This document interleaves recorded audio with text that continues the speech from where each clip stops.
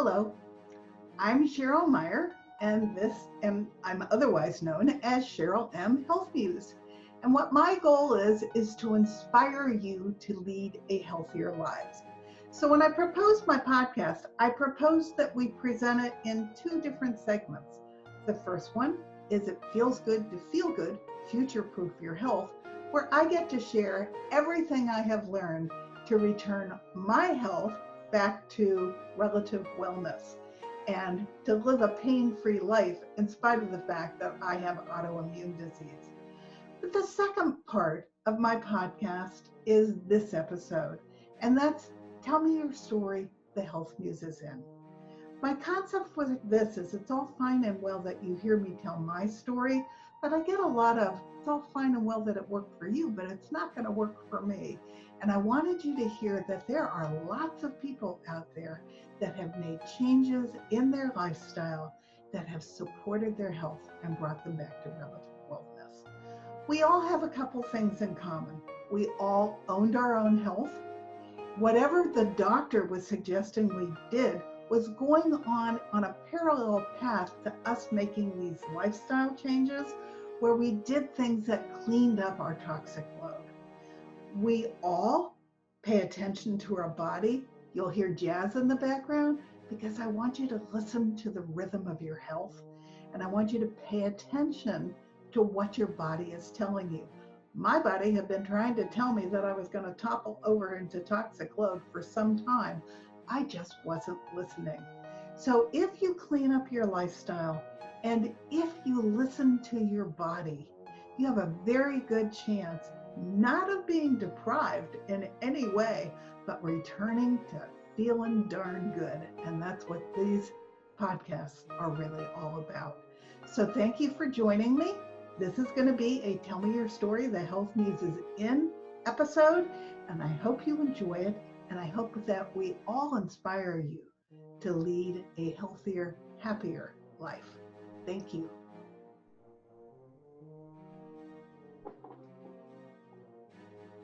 Welcome to another edition of It Feels Good to Feel Good, Future Proof Your Health. I have a very different guest here today that I think you're all going to be fascinated with. His name is Joe Petroski, and he too owned his health. He got horribly ill, and so much so that his doctors kind of told him to go home and just die, that there was nothing that they could do for him.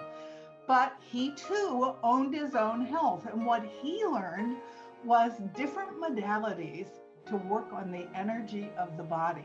So he's going to be a very interesting guest for you. Even Mayo Clinic sometimes sends really hard to treat patients to him because he can help them heal, but they're not healing through food and nutrition and exercise.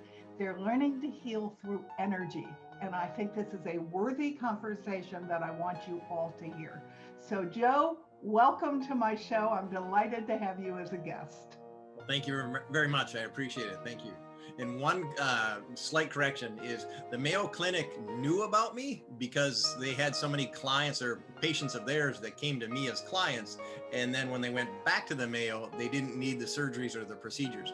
But the Mayo Clinic actually never did send anybody to me, but they knew about me. I have had doctors that definitely have sent their clients to me, but I just need to do that because they have some really ferocious lawyers. Okay, well, we don't want to do that. So start with what your illness was and your history with your illness and what made you then suddenly decide you had to do something. Yeah. Well, back in the 90s, I was, even in the 80s, actually, I was 205 pounds. I didn't have a stitch of fat on me. I had my own home maintenance business, construction, very, very strong. And then all of a sudden I started to get really massive migraines to perfumes. And at first they were raunchy perfumes and perfumes I did not enjoy. And so it made sense to me. They stink like, so of course I'm going to get sick. But then it started to be perfumes that I bought my wife at the time. And then even my colognes, and then it became dishwasher detergent. And back in, the 80s and the 90s, it was popular to put that stuff in your carpet to make the house smell good. And so I got sick from that. And then it was, somebody cut the lawn, and I smelt the lawnmower gas, I'd get sick. And these migraines would come on so fast, they would be so blinding, and they would cause me to get very, very angry. And even though my wife and I were going out on a hot date, I would all of a sudden get angry and I couldn't control it. And luckily for me, I would just shut up and I'd say we'd have to go home. But it got worse and worse. And so my wife at the time, she had said, you need to go to the doctor. So when I went to the doctor said, well, why are you here? And I said, well, my wife made me come and I think I might be allergic to perfume. And so the doctor pushed herself back from the chair or from the table. And she goes, wow, she goes, you won't get better until you go to the 5th floor. I'm like, okay, cool. What's the 5th floor? I figured it was asthma, allergies, that kind of stuff. It was actually the psych ward. And I'm like, okay. I'll tell you how uninformed doctors are, because perfumes, all those things that scent our bodies and our air are highly toxic. So, Well, but yeah. doctors don't learn any of that. And back in the 90s, we probably didn't know as much about that. Exactly. And it was something that I had a hand in my back, more of a boot in my butt. My wife basically was forcing me to go to the doctor. I didn't want to go to the doctor. And that was the only symptom that I could say. Well, it got worse and worse and worse. It became to the point where any everyday chemical, if there was a bus that went down the street and I had the windows open, I would get sick. And what ended up happening is when I would get exposed to certain chemicals, they found that the blood flow was cut off to a certain part of my brain. And when that happened, I would lose the ability to see. So for example, if I was looking at you right now, I wouldn't be able to say that those were flowers there. I wouldn't be able to say there was a printer. And because of the fact that the blue and the gray from your shirt and the chair are so close, I might not be able to say you were a human being because I hadn't seen you before. And so that's how scary this illness was. And it got to the point where any food that I ate caused me severe pain. If I had peas, it was like somebody kicked me in the back. If I had carrots, it was like somebody shoved a brush up and down my throat. It just burned and hurt so bad. And so for over 3.5 years, the only food I could have was turkey, chicken, and broccoli. No salt, no garlic. Because of all the anti-caking agents and everything like that they put in salt and garlic, that would make me sick. So I was The good news is broccoli is one of the healthiest things any of us could eat. It is loaded with phytonutrients and nutrition. Yeah, well, But to have that be the only thing you could eat would, if nothing else, be quite boring. Oh, it was crazy. I mean, all I could have, was, like I said, turkey, chicken, and broccoli. And I was, but even with that, I was becoming emaciated because my body couldn't absorb the good chemicals, the good nutrients from the food. And so the doctors worked with me for over 6.5 years, and they end up putting me on oxygen, and we have more pure air than contaminated air. And I had 2 doctors at the end that were very, very good. One he was an allopathic doctor, but he studied homeopathy in France and naturopathy in Germany, or vice versa. And then the other doctor was taught at the University of Minnesota in both the medical college and the pharmaceutical college, which is very unusual to have that cross discipline. And so I worked with these 2 doctors and independent of each other, they came back and they said, you said that they kind of gave up on me. They didn't kind of give up on me. One of them said, Joe, we have one more treatment to give you. If it doesn't work, it will kill you. So you have to go home and you have to prepare to die. Well, he was always the bleak one. And so he was always the one that was really black and white. How many of his patients get well with that kind of statement? Well, he was actually very, very good because he worked with, all the, supposedly unusual illnesses, fibromyalgia, lupus, chronic fatigue, MS, all of those kinds of illnesses. And he had a pretty good success ratio because he combined, he was he was an apothecary, so he mixed his own stuff and he did a lot of vitamins, a lot of minerals, and along with the pharmaceuticals.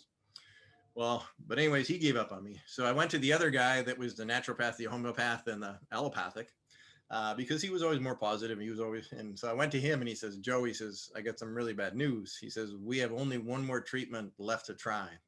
But if it doesn't work, it's going to hasten your death. And so hasten instead of kill you. So it was on an upswing. And so I was just like, I would just deer in headlights. The two brightest minds and the other doctors had all given up on me. I had worked with some, Sherry Rogers. She's one that, talks about multiple chemical sensitivity, environmental illness, and that kind of stuff. And she said she had given me the prognosis about 2 or 3 years before that. And she says, this is what's going on with your body. This is what's going to happen. This is the progression that it's going to be. And then you're going to die this horrible death, or you're going to kill yourself because it gets so bad.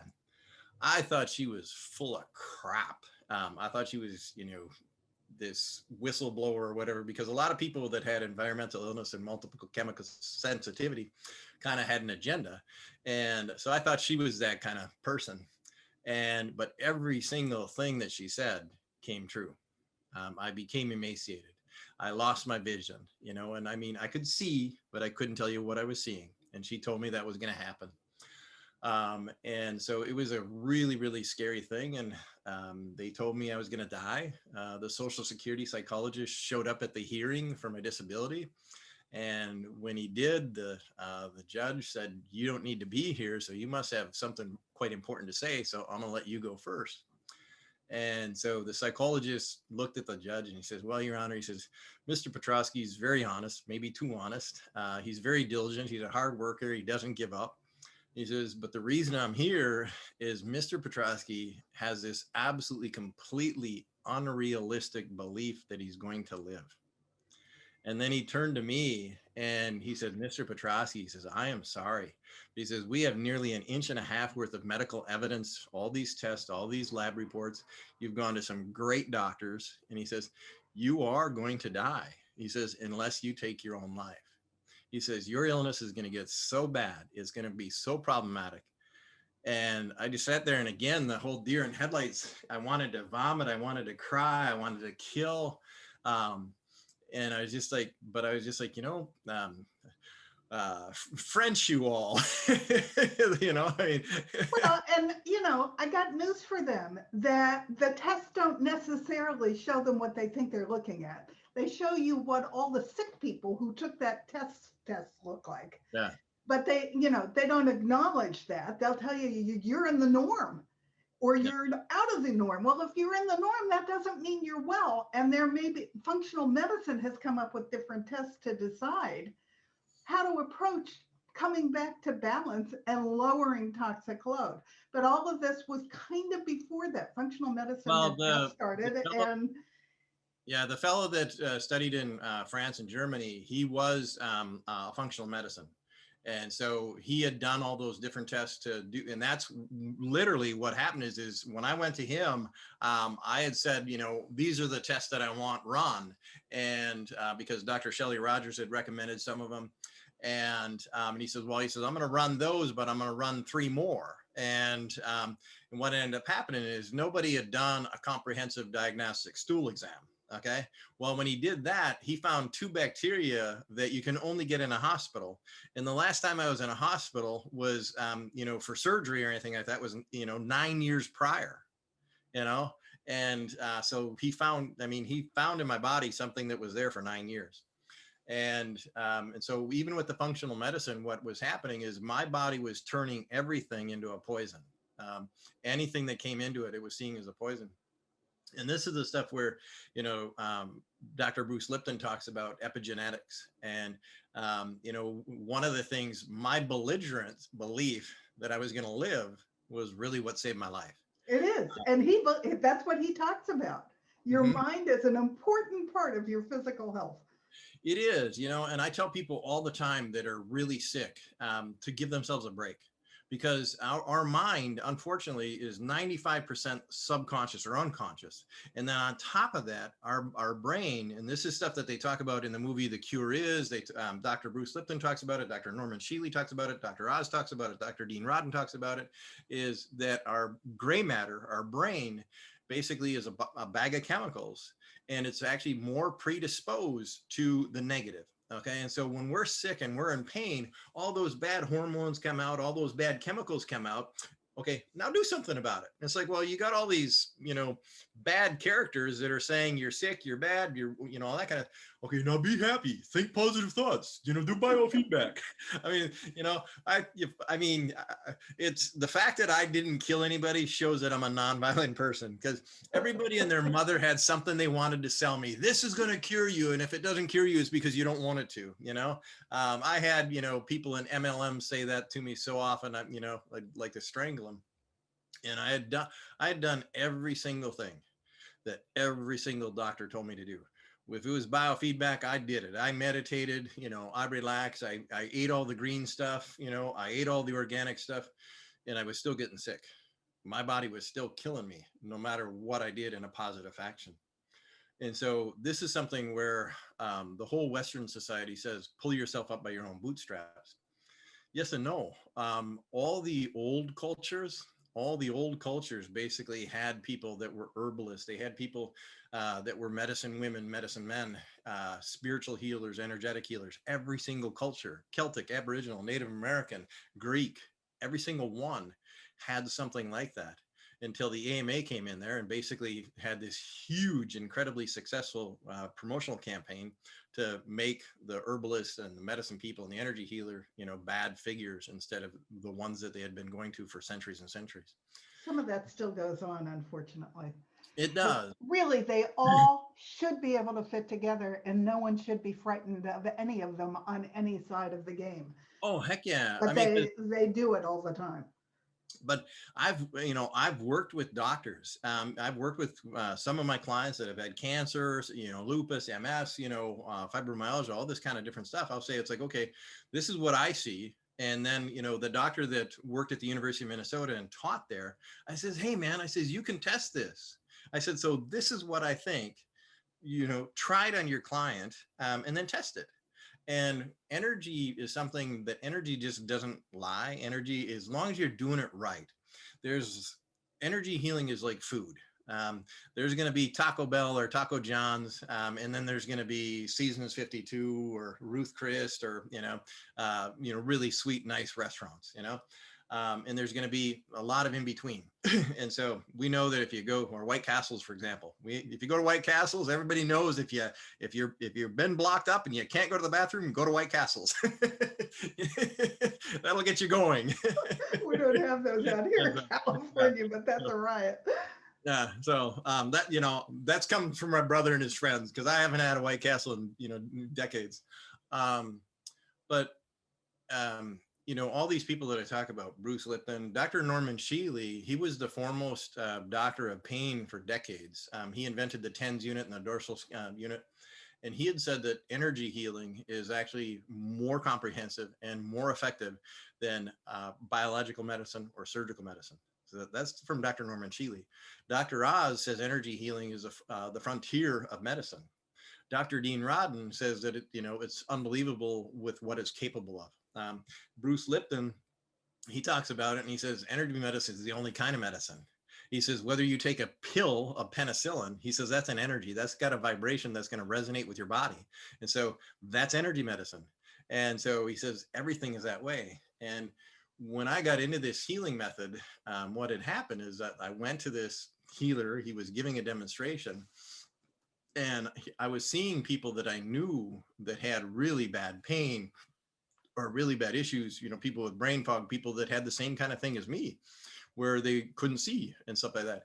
They wanted to give me a walker, and I was, God, I don't know if I was 35 or might have been 38. And I was just like, screw you. There's no way in hell I'm going to have a walker. So it looked like I was walking drunk quite often, because that's what had happened to my system. But I couldn't give in to that crutch. I couldn't give in to that walker. I just, but my ex-wife, she goes, Joe, she goes, get the damn walker. She goes, you have furniture in between your chair and the bathroom. He says, it's, we have to walk around the furniture, get the walker. And I was just like, no, I couldn't. But when I went to him, he made some of my pains go away instantly. And I looked at him with all this amazement, and he says, you can do this too. And I looked at him like, I'm the sick one. I'm the one that's dying. But I went to him and his students, and after the second hour, I no longer needed the oxygen. After the third session, I was completely, totally healthy. I was emaciated. I mean, you could see the difference between my rib bones and the rib cartilage. My hips looked like elephant ears. You could see the cartilage in my nose. I was skinny, but all of a sudden I was healthy. And it was just, it was crazy to go that sick. And all of a sudden, like, just like that, I was healthy. And it's just like, what do you, and so one of the things that I did is I went over to a friend of mine's house, and this is before everybody had cell phones. And so he gave me his cell phone, and he says, if you have a problem, he says, call me. And I said, okay. And so I went on the bike ride, and he figured I was going to go on a 10-minute bike ride, a 15-minute bike ride. I hadn't been on a bike in over 4 years, probably, because of when I was sick, it would make me so darn dizzy that I actually fell down and stuff like that. And I used to bike thousands of miles every single year, even though I lived in Minnesota. And so when I went on the bike ride, I went around this lake, and it was so beautiful. It was so amazing.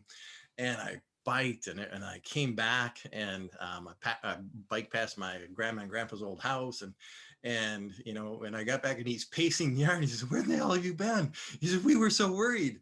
And I said, well, you had the cell phone. He says, yeah, but he says, I never called my own number. I couldn't remember my number. And so he says, I didn't know if you were dead. He says, I could have swore because in the past, I mean, it was bad.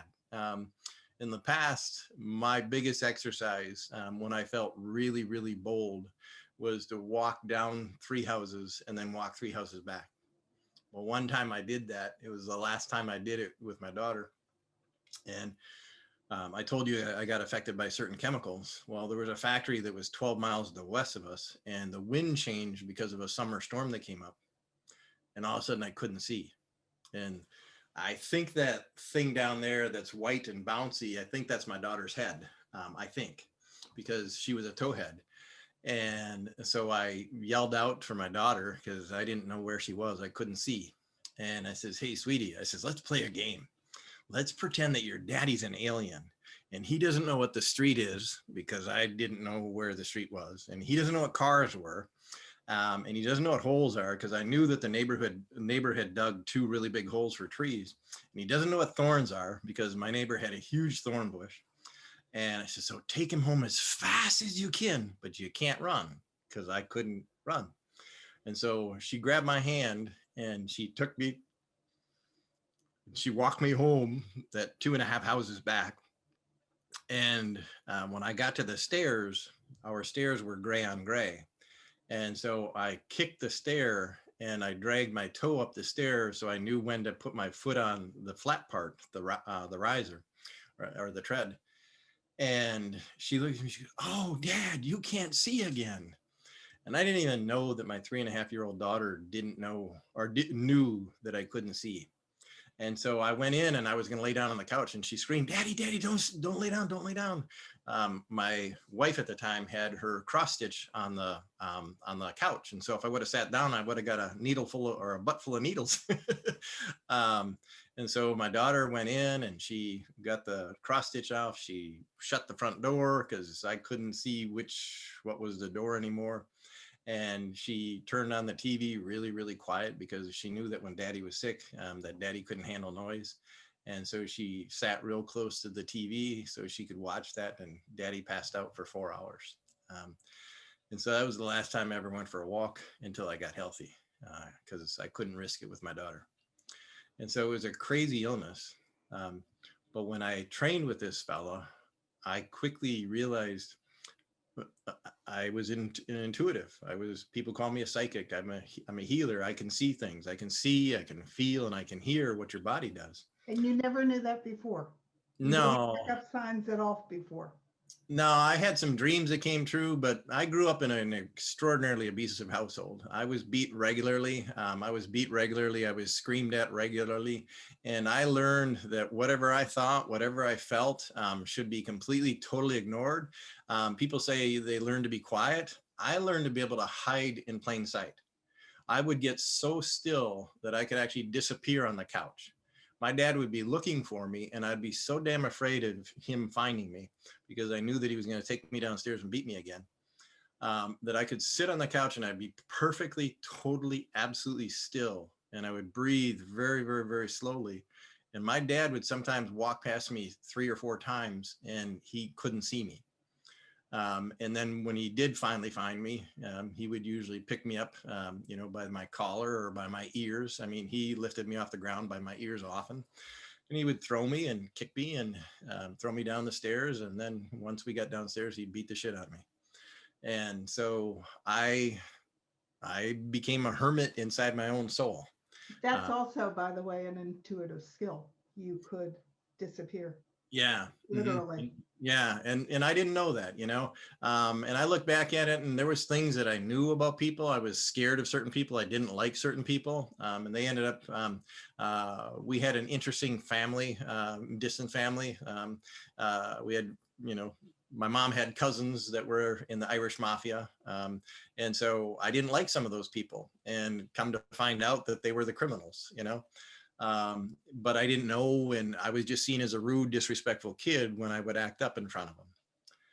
And so when I started to find out these gifts, one of the times, my mentor, John, he was the guy that worked on me those 2 last times that literally saved my life. Well, he brought a woman in for me to work on once. And I said, well, I have 3 friends that want me to work on them. He says, no. He says, I'll work on your friends. You work on her. And I was like, wow. So I run over to my friends. I said, oh my God, you guys scored. John's going to work on you. It's like, no, we want you. It's like, no, you want John. John's the guy that saved my life. And so they still wanted me. I didn't know why. I went over and I started to work on this woman, and it was 97 degrees in Minnesota, which is ghastly hot.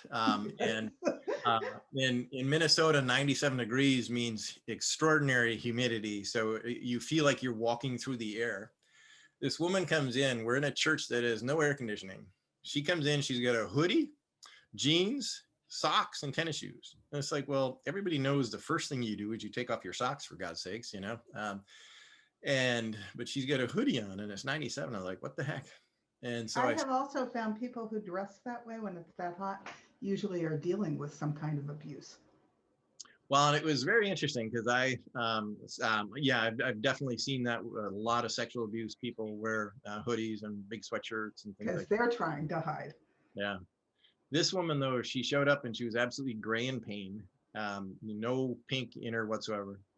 And she complained of really severe back pain. I'm just like, no, it must be pretty damn severe. So I start working on her. And at the time we had charts and graphs. And so John comes by and he steals my charts and graphs. And I'm just like, now what am I supposed to do? He says, pretend you know what you know. And I'm like, okay. So I close my eyes and he comes over and he slaps me upside the back of the head. And John's a 6th-degree black belt in 2 different disciplines. So he slaps me upside and he says, hey, the Ray Charles routine is not going to work. Open your eyes. So I continue to work with her. So she takes off her hoodie and she's got a long sleeve t-shirt on. And I'm just like, holy crap, 97 degrees, hoodie, long sleeve t-shirt. I continue to work on her and all of a sudden I see a pink blotch on her cheek and a pink blotch on her chin. And she takes off her long sleeve t-shirt and she's got a t-shirt underneath. I'm like, wow. And so then all of a sudden she starts to get pink on her forehead and she gets pink on her neck and she got pink on her ear. And I continue to work and all of a sudden she starts to have some sweat droplets on her chest. Well, we're all sweaty like crazy. We're sweating everything. And this woman all of a sudden first time starts to sweat on her chest. And then she starts to sweat under her armpits and she's pink all over. Pink on her face, her arms. I was like, okay, well, we're making progress. And so she all of a sudden sits down to untie her tennis shoes. And her girlfriend comes over to help and she waves off her girlfriend. She goes, no, I got this. Well, everybody in the church starts crying. And I'm just like, okay, what the hell's going on here? What's up? Now, I want to interrupt you. When you say you're working on her, is it that you're surrounding her with energy? You're beaming energy? What is your process at this point with this woman? I like what Fool's Crow talks about is being a hollow bone. And so what that means is that basically he says that we want to be the hollow bone and let creator's energy come through without us touching it. And so that's what I do is I don't try and make any energy happen. I don't try. The only time I try and make anything happen is if I see an accident, somebody falls down, breaks their bone, or hurts themselves really badly, or is in a car accident. I'll ask if it's in their highest good and my highest good, and then I'll send energy and I'll do energy to help alleviate that pain, or alleviate the swelling right away, and that's pretty phenomenal and pretty, but that's the only time I'll like push energy. Most of the time, what will happen is literally I just ask the body, it's like, okay, what is it that you need? And as I pay attention, I just notice. And this is what Dr. Dean Rodden talks about. He talks about the fact that people like me are what they call the observer in a quantum physics experiment. He says you just simply observe the experiment, and as you observe it, it's going to change just because you're there. You don't have to do anything to it. You don't have to make anything happen. But by the fact of observing it, it changes. And so by me observing the person's energy, what ends up happening is that their body's like, oh, I get it. I get it. And I liken it to the teacher leaves the room and Johnny starts to misbehave. And so all of a sudden the teacher comes back and stands in the doorway. Well, she doesn't have to tell Johnny, hey, Johnny, you're supposed to be sitting down. Johnny sees the teacher in the doorway and goes to sit down. Well, when I show up and I start to help people with the energy, what ends up happening is their body's like, oh, I get it. Kind of like I could have had a V8, the body gets it, and it comes into order. And so as I'm paying attention, I can see things. And so I could see that this woman had physical abuse, emotional abuse in the past. Okay. I could see that there was some sexual abuse in the past. And so as I pay attention to it, all of a sudden she started to have symptoms change.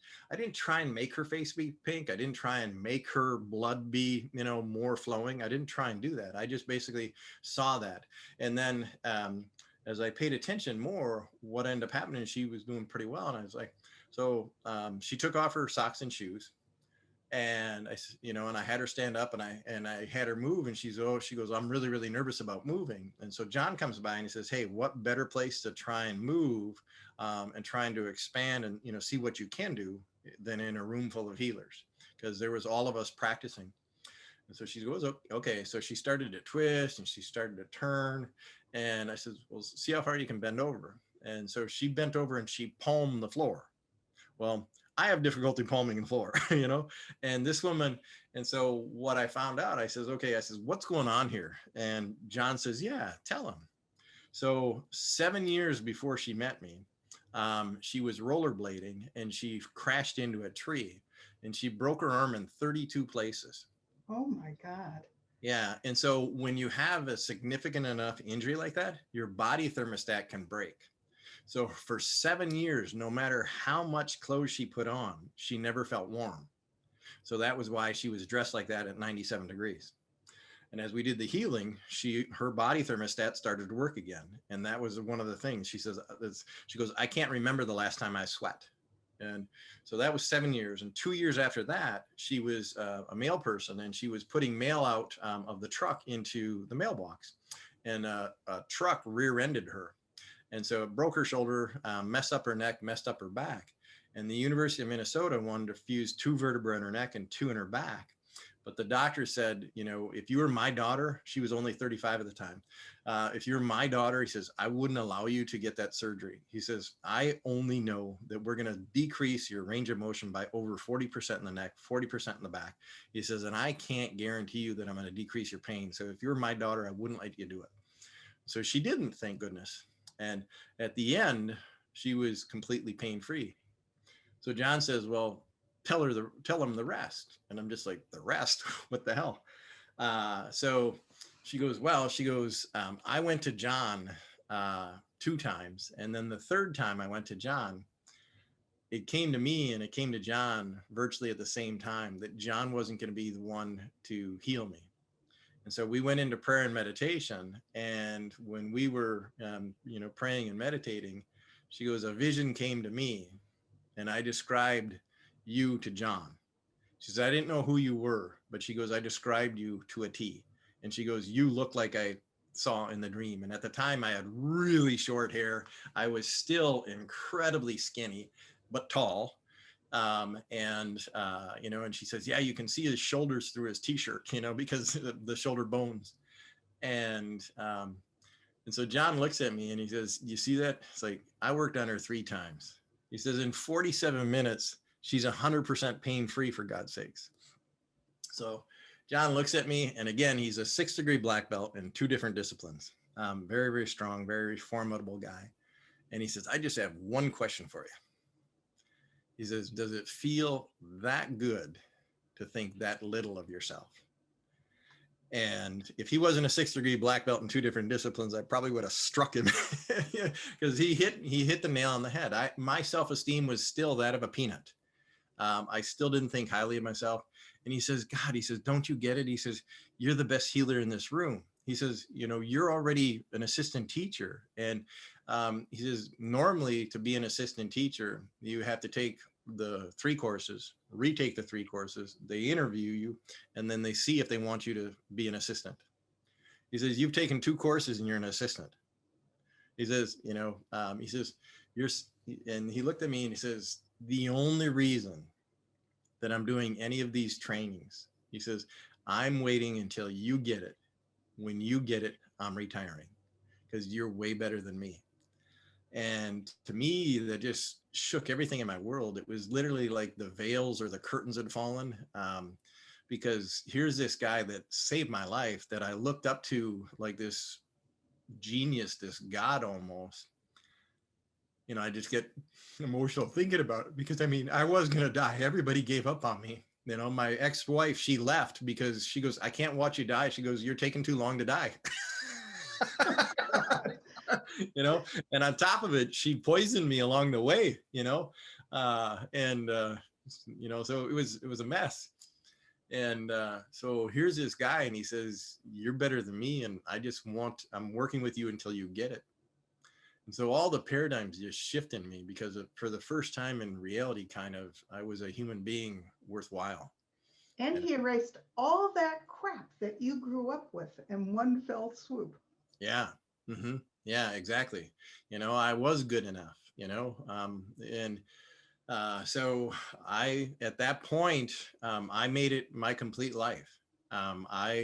You know, I was already training a lot, but it was something at that point, it was just like, I stopped everything else I was doing. I completely committed to the training.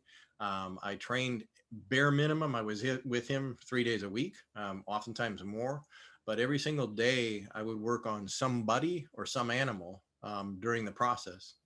And that's one of the things where lots of people say, oh, it's mind over matter. And it's just like, okay, really? You're going to try and tell me that I somehow convinced that horse that it's mind over matter? You're going to try and tell me that that hip or that dog that had hip dysplasia, that it was mind over matter? You want to tell me that that cat that couldn't eat without puking every single day, that was mind over matter? I don't know how to hypnotize a cat, a dog, or a horse. Mm-hmm. And my youngest client was a 6-week-old baby, a 6 weeks old baby that the University of Minnesota, Fairview Clinics, and the Mayo didn't know what to do with. And it was a 6-week-old baby. And, you know, and so energy healing is amazing. And the more we get out of the way, the better it is. And there's a lot of people that claim they do energy healing. And I tell people, you got to be really, really careful, because when you do energy healing, you're literally giving me the permission to read your diary, whether you keep one or not. I'm going to see, and I always set out the prayer and the intention to only see what I need to see, only hear what I need to hear, and only feel what I need to feel, because and then only say the words that you need to hear.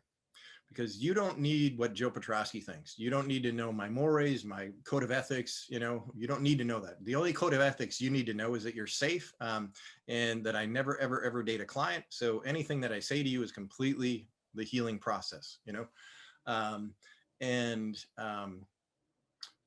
With different healing modalities, people will kind of surf on your energy.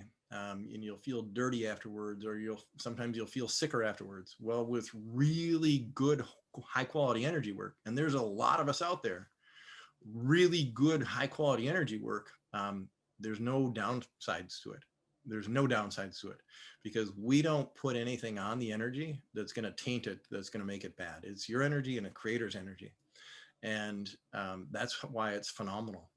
And that's why we can, the first name of my company I called Pain Eliminated, because we don't pain manage. I mean, if you've had pain, if you've really had pain, you know you do not manage pain. Pain shows up like an unwelcome visitor and stays too long because, pain management, really? Okay, so you manage it by taking a pill and get high or get stoned. You can't drive because you're under the medication. Your kids know that you're kind of glazed over. That's not managing anything, you know? And so what we can do is we can actually eliminate pains and illnesses. And because of the fact that I'm not a doctor, I can't say any of that stuff. And so what it is I just help you eliminate all of the symptoms. That's it. So if we completely, totally eliminate all the symptoms in your knee and you have 100% range of motion, then there's probably a really good likelihood that you're not going to need the knee replacement surgery. If I can get it to the point where you can raise your arm and your shoulder and twist it and lift things and everything like that, there's a real good possibility you don't need the shoulder replacement. But that's up to you and your doctor. And so energy healing is fantastic when it's done right and when it's done clear. And it saved my life. And the reason I like to talk and the reason is there's a lot of people out there that have been sent home to live with it. They've been sent home to put up with it, or worse, they've been told that they're crazy. I was told I was told I was crazy with my autoimmune disease. She would give me steroids, but really what I needed was mental therapy. I said, "You're not in my body. You aren't feeling what I'm feeling. I know that something's wrong and I'm going to go find it."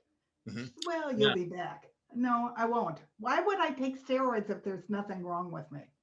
yeah, no kidding. And, and that's something that's so, I mean, I had one of the doctors who ended up being one of my best doctors, and in Minnesota before Affordable Care Act, before that came in, insurance companies would change every single year. Your company might be insured by Group Health, then it was Health Partners, then it was Medica, then it was United Healthcare, and so they would go for the cheapest next deal. And so as a result of that, you would sometimes lose doctors. Well, I would be working with a doctor and then I'd have to go to a whole new set of doctors and try and tell them what the hell was going on. And when I came in there with my laundry list of illnesses and everything like that, they thought for sure I was, bucket list crazy, but when the health insurance changed back, I was like, ah, shit. And I was like, the only doctor that really makes sense for me to go to is one of the dorks. And and so when I went back to him, I says, "Hey man," I says, "before we begin," he says, "I have to tell you something." And he says, "Well," he says, "before we begin, I got to tell you something too." And I was just like, "Oh great, what's going to happen?" So he takes off his name badge and he puts it on the table and he says, "Let's go out into the hall." And I'm just like, okay, if this guy comes at me, I'm going to come at him too, because I'll tell you in a minute why. And so he says, "I would have taken off the white coat." And he says, "but if I would take off the white coat, that would raise too many eyebrows. And as you see, people are looking at us here and they're down at the desk. They're looking and wondering what's going on." He says, but he says, "I want to introduce myself to you. I am Mr." And then he tells me his name, and he says, "I almost killed you." Or he said, no. He says, my arrogance almost killed you." Whoa. Yeah, exactly. And so he says, let's go back into the room. And so he goes back into the room and he puts on his name tag and he says, "Now, what did you want to say?" And he apologized. And I says, "I was going to say the same thing." And because his arrogance did, I mean, when I went to him one of the last times, it was probably the last time, I was already emaciated and I lost 27 pounds in 9 days. And he called it a healing crisis. I mean, I was so damn skinny it wasn't funny, but he called it a healing crisis. Well, what ended up happening is I went to it was, if you ever want to freak anybody out, I had to wear a mask and I had to wear oxygen at that time. So I know that this COVID crap is full of crap, and the masks out there, they don't help nobody. It's not doing what they say it's doing. I knew that the mask was only going to help me. That's all that it was going to do. It wasn't going to help anybody around me. And them wearing a mask wasn't going to help me because I was truly immune compromised. So I went into a chiropractic college, and chiropractic colleges usually are people that are just absolutely, completely, totally fit because they're all about natural health. And so they're buff and they're gorgeous, whether they're guys or girls. I mean, they're just terrific specimens of the human body. I come in there, I look like a walking corpse.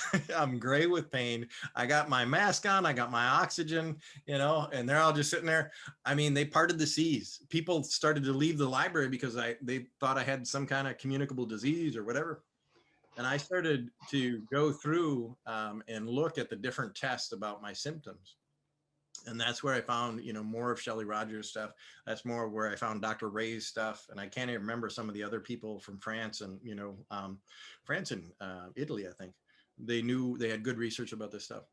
And so then I called up and I interviewed doctors and I says, hey, do you do this test, and this test? And so I found one that did all the tests. So I went in there and I had my laundry list and I says, I want you to do these 5 tests. He says, well, we're going to do those, but we're going to do 3 more too. And you end up doing 9 tests. But I lost my train of thought. So anyways, going into the chiropractic college freaked everybody out because I was so sick. But with that litany, at least we found out what was going on, but it was crazy. So I had a migraine for 17 days and I called up and I says, I need medication. I says, I need something. I says, I've had a migraine for 17 days and I can't handle it. And it's like, well, we're afraid to give it to you because if we give it to you, you might never wake up. I'm like, and so I said, okay, hold on a second. And I opened up the silverware drawer with a clang and you could hear all the metal. And I took out the chef's knife and I banged it on the counter. And I said, that's the chef's knife. I says, I got that and I got a garden hose by the garage in the dog walk by all the gravel. So I says, you either give me something or I says, that's what I'm going to do. I says, I can't handle this.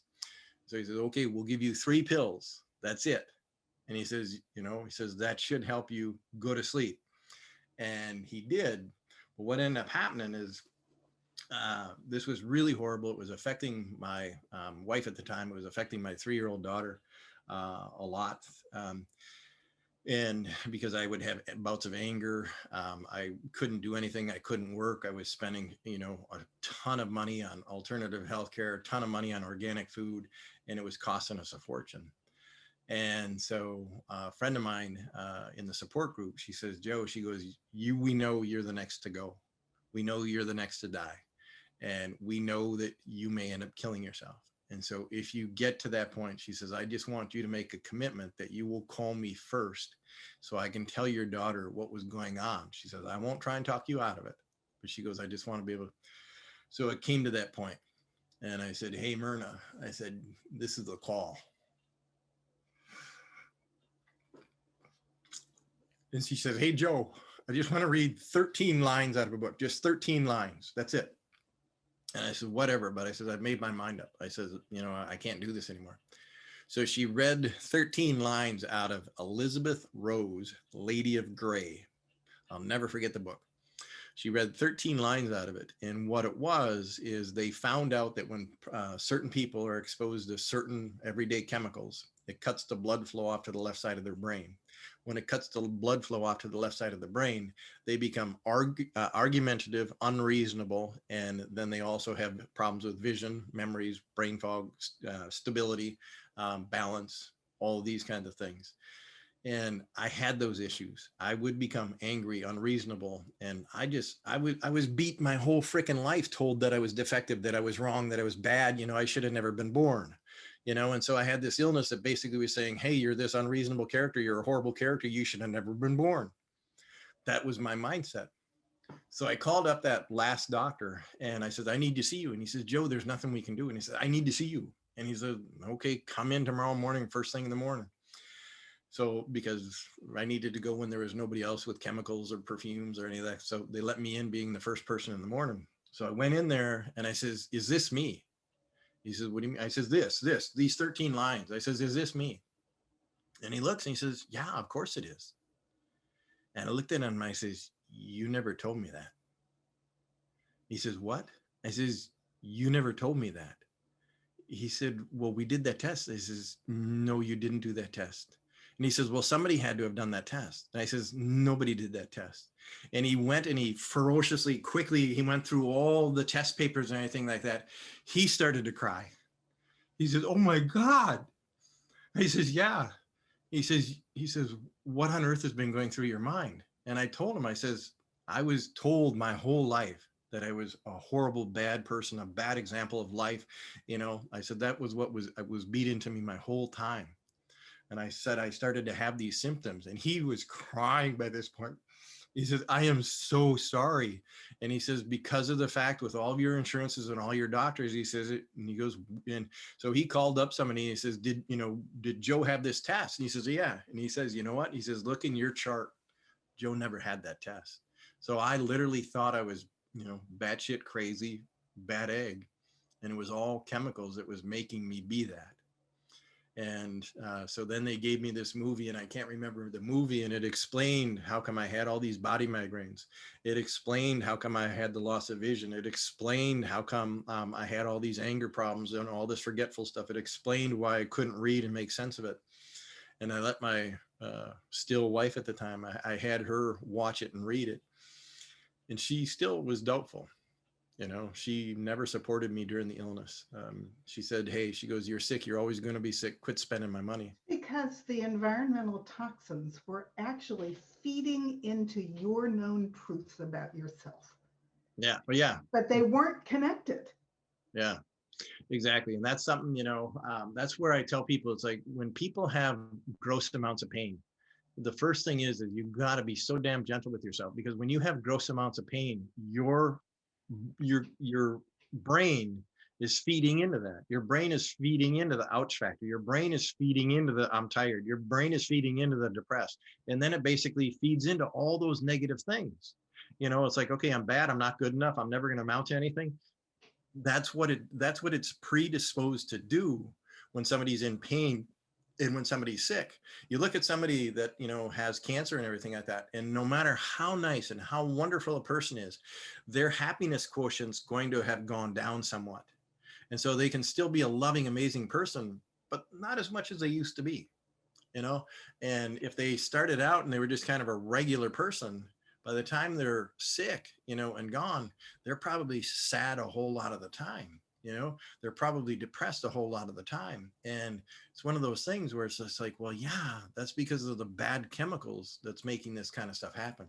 Well, those bad chemicals even subdue and turn off all the good chemicals that your brain makes. Exactly. And so people say, oh, just think positive thoughts. And it's just like, No, not so easy. no. I'm running a sugar detox right now. One of the things I've been talking about is that sugar subdues your serotonin, all your dopamine, your GABA, all your feel-good hormones are getting subdued by the chemicals in processed food and the sugar, which are shutting down and causing oxytocin to get released, which then feels great. And you go up and you're happy, and then boom, you drop, and then you want more sugar to get that feeling again because your regular feel good hormones are not working. But you got to detox off that crap to get your regular hormones to come back into play. Yeah. So Well, chemical changes in the brain make all kinds of differences. Yeah, and that's something that people that are fighting candida and stuff like that. It's a horrible thing. I mean, I was on goodness sake, what the heck is it?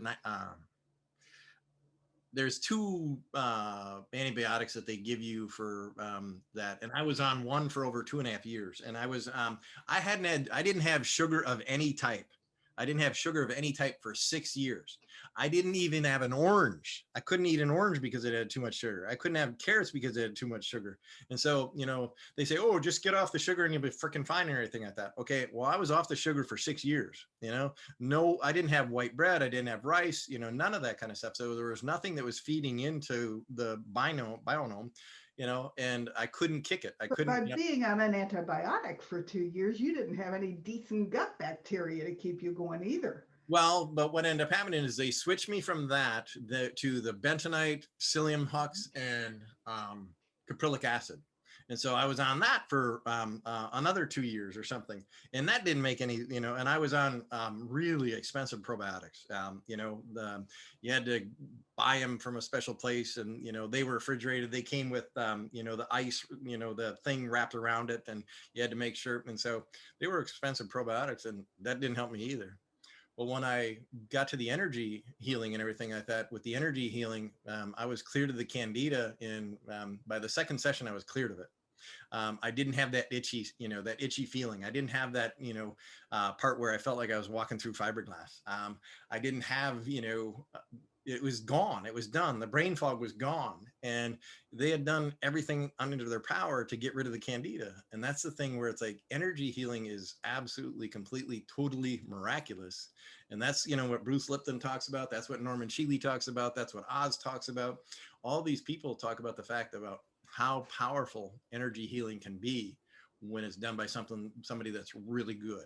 And so, if people are hopeless, if they've tried everything under the sun, there's one more possibility that could work.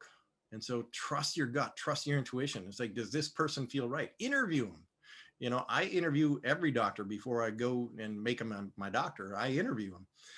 With the energy healing, I certainly interview them. And intuitionally, I just look and it's like, I'm not going to that one, no matter how highly he or she is recommended. If they don't feel right, I don't go. But I tell people, it's like, hey, reach out, try, watch to see what's possible. Because energy healing is a really valid possibility a lot of the times. So, Yeah, and I'm you not a doctor. started with the one guy. He knew you were going to be better than him. Did you study with other people after that? Well, yeah. I mean, I made it my life. I've done all kinds of studying. I've met and I've studied with, some of the people from The Secret. I met some of the people and talked with people from What the Bleep Do We Know? I've spent, over. It's a great movie. Yeah, I spent almost 30 hours with Dr. Dean Rodden. I sat with Native Americans for, years. There was a couple of elders in Wisconsin that took me under their wing. They saw that I had the healing gifts before I believed that I had the healing gifts. And I'm like, what the hell are you guys talking about? What are you thinking about? What, because when you're doing ceremonies, there's a lot of work to be done. Chopping wood, gathering rocks, doing the fire, getting the sweat lodge ready. And they would pull me out of that. It's like, no, you're not going to work. And it's just like, and I would just sit with the elders and they say, we don't teach you anything. We just sit with you. Well, they're high empaths. And I would sit with. So they were teaching you by having them sit with you. Exactly. Yeah. They would just sit, they would simply see, look, and feel. And as they saw, look, and felt, I saw and felt everything that they saw. And I could see things that weren't visible to the naked eye. And then I would go over there and I would see stuff, a bullet where it was in the tree and I could see where the scar was, in the tree. And he says, if you want, he says, dig in there, you'll find it. And so I didn't, but one of the other guys, he started to dig in it, and sure enough, you could see this silver thing, and and it could see where there was this huge boulder in the middle of the lot. That's why they didn't build the house on the most beautiful place, because there was a huge boulder. And that's when the people that had started to pass, or that passed away, started to show up, and so I've done a lot, and I've been gifted. I can sit with a healer and they can do their stuff and I can see how they did it. And so I can decide if I want to incorporate it or not. Body work. I'm an expert restorative body worker. I can help people that nobody else has been able to help. Usually just in a couple of sessions. I mean, I'm working with a lady right now that's had 7 surgeries. She admits she's addicted to oxycodone.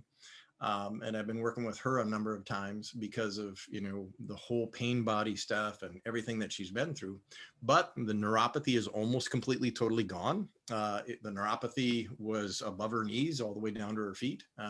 And she no longer has any neuropathy in her hands at all. And it's just only on the bottom of her feet now. But it's much, much less. She used to have to ice her feet, a couple times a day, and she doesn't have to do that anymore. So it's amazing the things, and I feel incredibly lucky, and at times I kind of feel cursed, because But obviously, this is what your mission is. This is why you're here, and yeah, all the stuff that came before it was important for you to be here. yeah, exactly. It is, and it's it's amazing to sit and be able to help people that nobody else can help, and it's something where I really enjoy the coaching. Because I can see everybody's highest good, I can see their highest talent, and I can see all the blocks that they have, and so by helping them with that, it's awesome. It's amazing. Are you still studying with someone? Not formally, but I mean, I go to workshops all the time. I go places. I listen to other healers. I listen to other healers all the time, and I love Clubhouse because I'm connecting with different healers on there. And so they'll do their stuff, and I'll glean some of the stuff on there, and people will say, "Oh my God, you just noticed what I did," and I'm just like, "Yep, uh-huh." And they're like, "How did you do that?" And I says, "Well, I just listened and I just watched."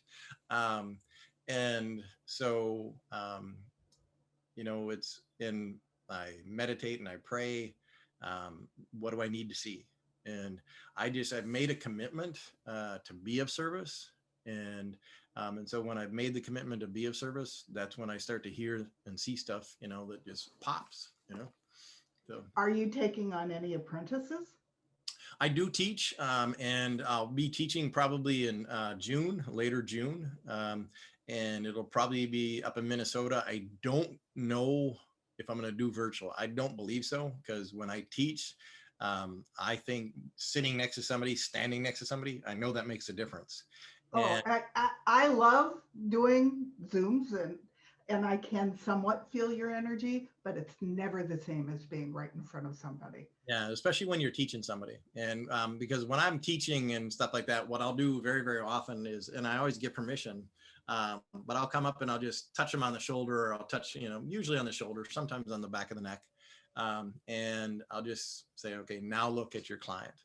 And they're like, what the, like, how did you do that? It's like, I can see now.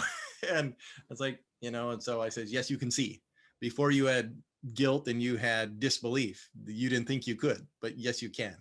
And so I enjoy it. And so I do the weekend course for people, and they can get the basics of that. And then what I do is I then ask people if they do want to be an apprentice. And then what I'll do is I will work with them and I will train them for 6 months. And, I say that I'm going to meet with them, like once a week, and then give them Zoom support. And it's, my last person that I mentored, she says, Joe, she goes, you met with me on average 3 to 4 times a week. And I says, well, yeah. And I says, you got it now, right? You can do it. And then, so I said, I'd much rather meet with you those amount of times and have you be smoking than have me keep to 1 time a week and have you be average. I said, the whole idea is for you to be kicking, on this. So Now, you gave me your website when you gave me your information. Is that how people would contact you if they want to be healed from you, or if they're interested in taking your yeah, it's weekend? profoundpower.net. And they can always call me for a complimentary consultation. And that's 651-755-6027. And yeah. And so I want people to feel comfortable. I want them to investigate. Does it feel right? Does it feel natural? But certainly, if somebody is getting to the point where they feel like there's no hope, I love that. what an amazing thing to have you as a resource. Mm-hmm. Yeah, that's the thing. I say that I love the hopeless causes because it's amazing to see and to go up from there. And people will know quickly. They'll be able to see. They'll be able to see and feel that it makes a difference very quickly. Okay, well, thank you. This has been a great conversation. I'm so delighted that I met you and Well, that thank we you. did this and that I shared you with everybody. So thank I you for appreciate it. coming on my show. I really appreciate it. Well, thank So, you. Yeah, and if anybody has any questions, I'm Profound Power Joe on Instagram. They can direct message me there, and I'm always open to having discussions like this. fantastic. Okay, thank Okay. you very much.